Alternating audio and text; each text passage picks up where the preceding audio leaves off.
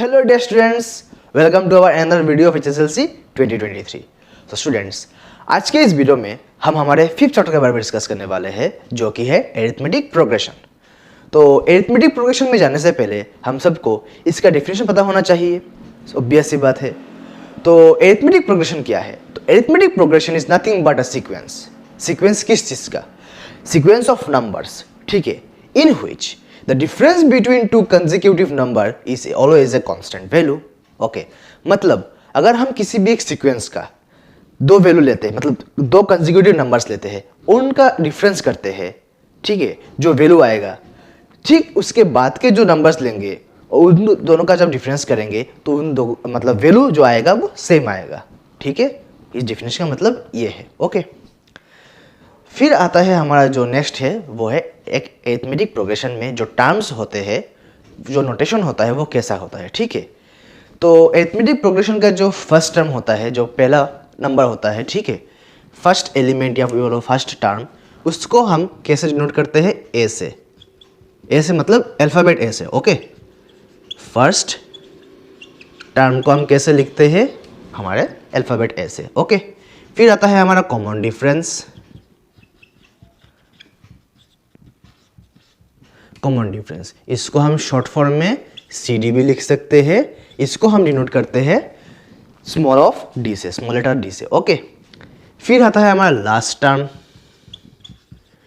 Okay, last term मतलब एकदम आखिर वाला जो लास्ट में आता है, उसको हम करते हैं A सफिक्स n, ठीक है, A के नीचे n, और लास्ट में आता है सम ऑफ n टर्म्स। ओके, तो ये भी n टर्म्स के लिए है। अगर हमारे कोई सीक्वेंस में n नंबर्स ऑफ एलिमेंट्स है तो उसका जो लास्ट टर्म होगा उसको हम an से डिनोट करेंगे। ओके, और सम ऑफ n टर्म्स क्या होगा? इसको हम कैसे डिनोट करेंगे? sn से, ठीक है। तो ये हमारे कुछ नोटेशंस है जो हम जब सॉल्व करेंगे तो यूज़ करेंगे। ओके, तो स्टूडेंट्स, आई होप कि आप सबके मन में एक डाउट होगा कि ये जो एरिथमेटिक प्रोग्रेशन है, इसका प्रोग्रेशन का टर्म तो हम समझ में आ गया कि सीक्वेंस समझाता है, ठीक है, पर ये जो एरिथमेटिक है वो किसके लिए है? तो एरिथमेटिक का बेसिकली मतलब क्या होता है? मैथमेटिक्स के जिस पार्ट में हम प्लस और माइनस करते हैं, ठीक है, मतलब प्लस और माइनस करना जब सीखते हैं तब उसको हम एरिथमेटिक बोलते हैं, ठीक है। तो जिस सीक्वेंस में सिर्फ प्लस और माइनस का यूज होता है उसको हम कहेंगे एरिथमेटिक प्रोग्रेशन। जिसमें डिवीजन और मल्टीप्लिकेशन का यूज होगा उसको हम कहेंगे जियोमेट्रिक प्रोग्रेशन, और एक है जो कि है हार्मोनिक प्रोग्रेशन। ओके, तो इसका बाद में, ये हमारे कोर्स में नहीं है तो हम करेंगे भी नहीं। सो स्टूडेंट्स, हमने थोड़ी देर पहले कुछ नोटेशंस याद किए थे, ठीक है, जो कि हमारा first term, common difference, last term and sum of n terms. Okay, अभी उनको यूज़ करके हम कोई सीक्वेंस को मतलब कंस्ट्रक्ट करेंगे और अल्टीमेटली वो क्या आएगा, जो हमारा जो एरिथमेटिक प्रोग्रेशन है उसका जनरल फॉर्म। ओके, तो अल्टीमेटली हम क्या करने वाले हैं? अभी हमारा जो एरिथमेटिक प्रोग्रेशन का जनरल फॉर्म है उसको हम कंस्ट्रक्ट करने वाले हैं। ओके, तो हमने क्या देखा था थोड़ी देर पहले कि हमारा जो फर्स्ट टर्म होता है वो क्या होता है? A, ठीक है, और जो कॉमन डिफरेंस होता है वो होता है D। इसका मतलब A के बाद वाला जो टर्म होगा वो होगा A के साथ प्लस D। नेक्स्ट वाला क्या होगा? A के प्लस D, मतलब A के साथ प्लस D, उसके साथ और एक प्लस D। नेक्स्ट वाला 3 प्लस D, और लास्ट वाला हम अभी नहीं लिखते, ठीक है, इसको हम ये नहीं देंगे। ओके, अभी हम इसको नहीं लिखेंगे क्योंकि हमें नेक्स्ट स्टेप वाला भी थोड़ा चाहिए होगा।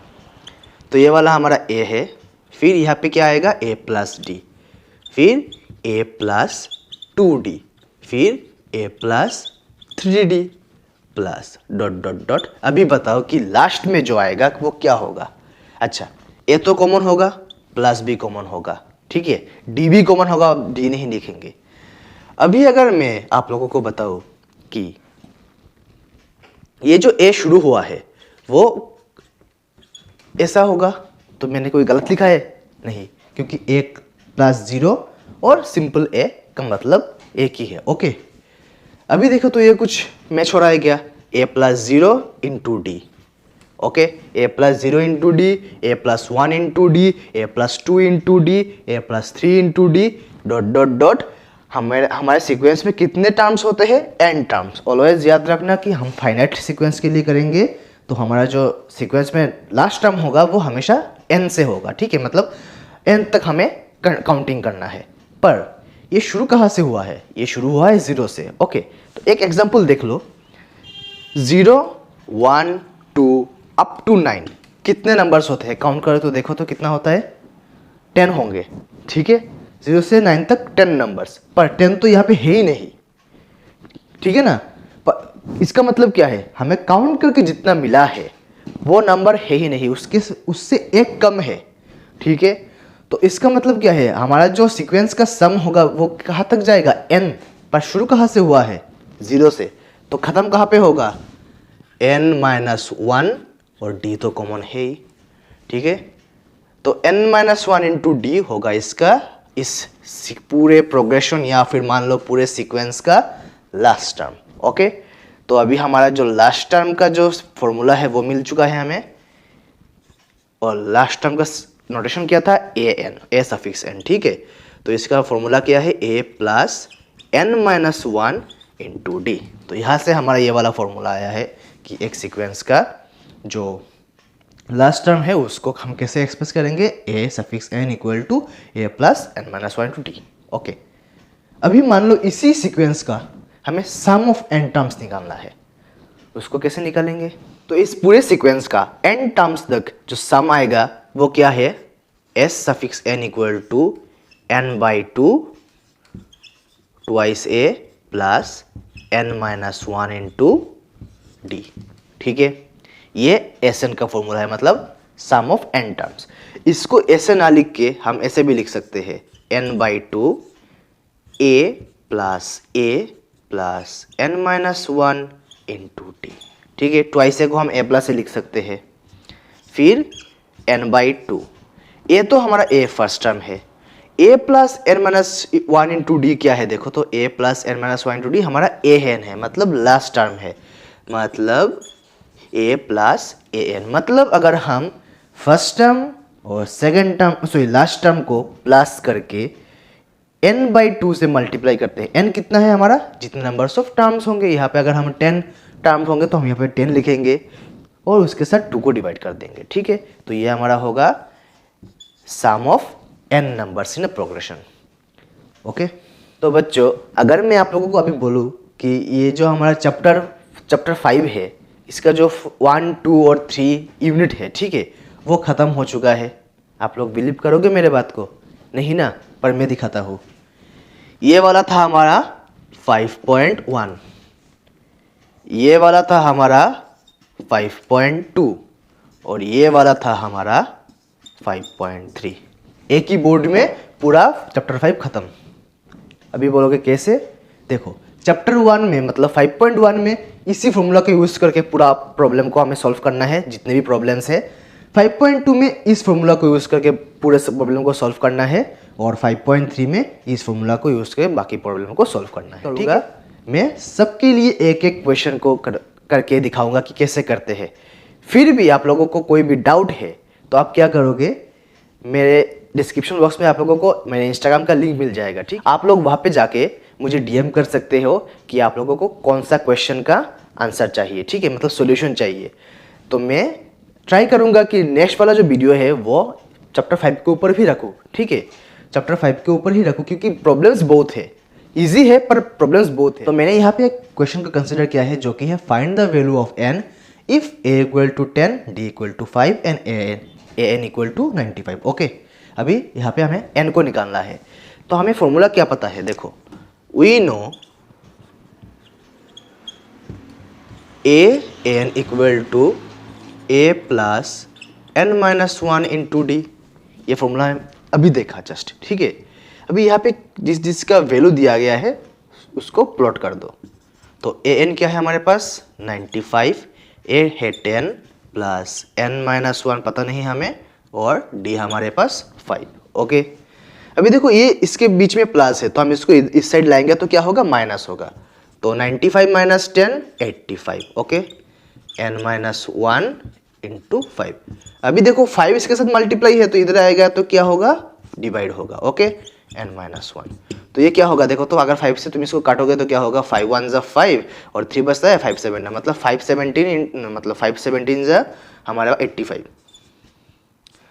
अभी 1 यहाँ पे माइनस है तो यहाँ पे आएगा तो प्लस होगा, तो मतलब हमारा n जो है वो है 18, ठीक है ना।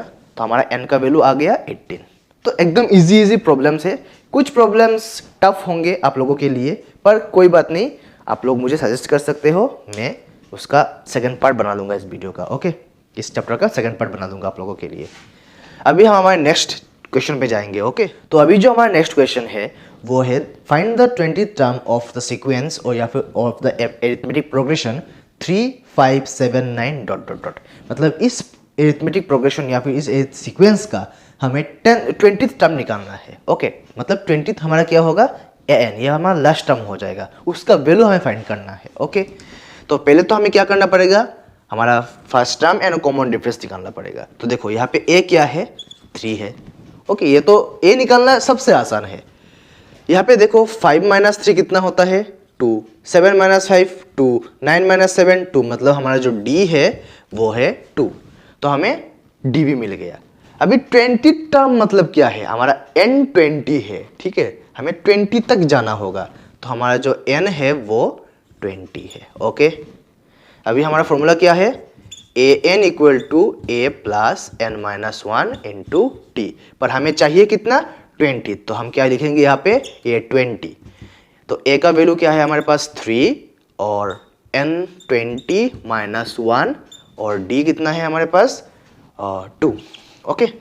तो हम क्या करेंगे, 3 प्लस 19 इंटू 2, तो 3 प्लस 38, तो कितना होगा 41। तो हमारा जो a20 है, मतलब 20th जो टर्म है लास्ट टर्म, वो हमारा होगा 41, ठीक है। इस सीक्वेंस का जो लास्ट टर्म होगा, मतलब जो 20th टर्म होगा वो हमारा होगा 41, ओके।